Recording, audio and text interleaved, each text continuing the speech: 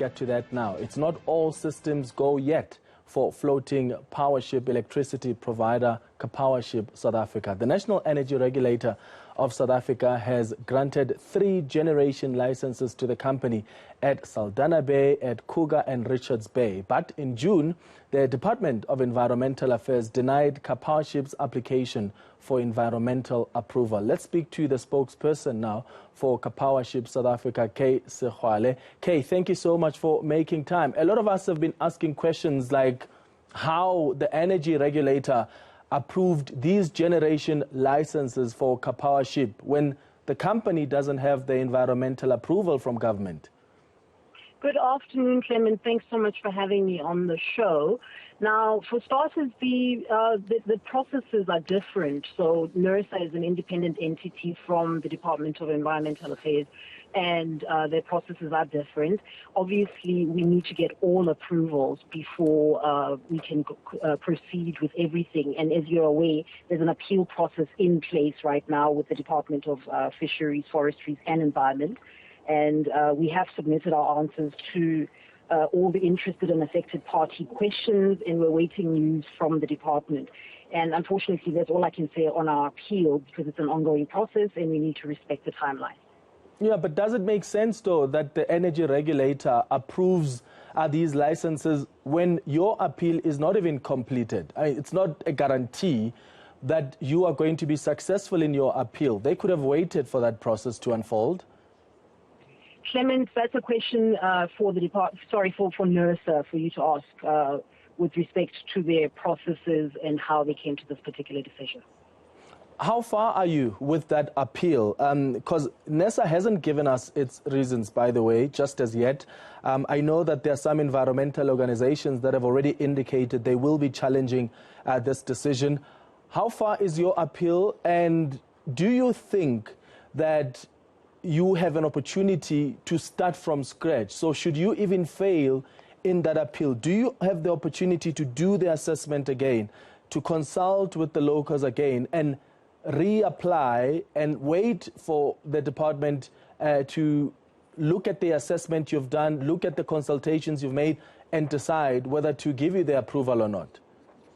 In terms of how far the approval process is, we have submitted within the deadlines that have been provided to us, and we've submitted all the documents that are needed, including supplementary information that addresses concerns that have been raised.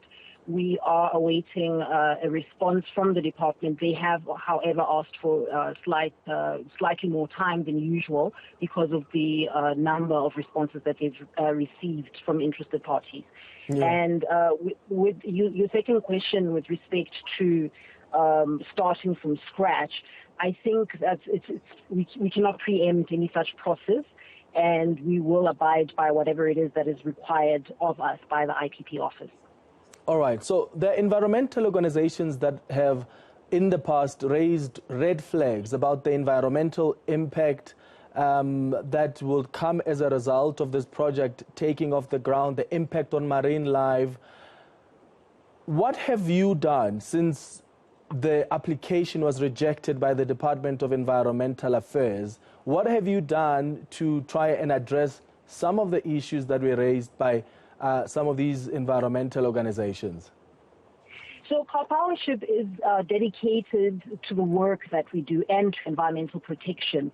The company has operations around the world, and where we go, there's stringent environmental processes that have to be followed, as in South Africa as well. And our applications, in our view, are fully compliant with South African environmental regulations and laws, which is why we're appealing the decision by the DFSE.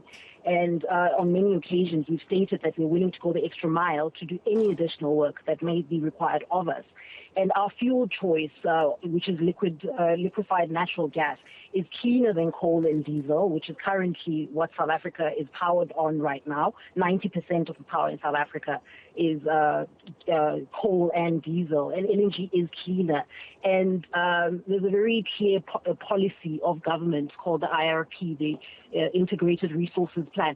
And that plan allows for LNG to be a transitionary fuel towards renewable energy, so towards wind and solar and other other energy sources. So we are willing to work with authorities, with the relevant parties, to be able to come to a satisfactory arrangement for everybody concerned. All right. Karpowership South Africa spokesperson, thanks for making time this afternoon.